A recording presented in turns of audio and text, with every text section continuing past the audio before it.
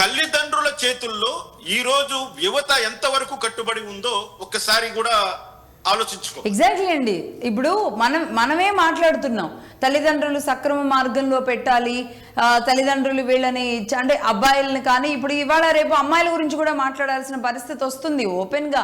సరే వీళ్ళు వచ్చి మీ మీద దాడి చేసిన, వాళ్ళు వచ్చి దాడి చేసిన, చిన్న పిల్లల్ని ఒక 10th క్లాస్ యువకుడు అత్యాచారం చేశాడు అనే వార్తలు కొన్ని అసలు ఎన్నెన్ని వింటున్నాం ఇలాంటిది. అంటే ఒక లేదు అంటే యాసిడ్ పోసారని, ప్రేమించలేదని చంపేశారని, లేదంటే గంజాయిలు ఇప్పుడు మీరు చెప్పారు ఇంతకుముందు గంజాయి బ్యాచ్లు కొంతమంది తయారయ్యారని.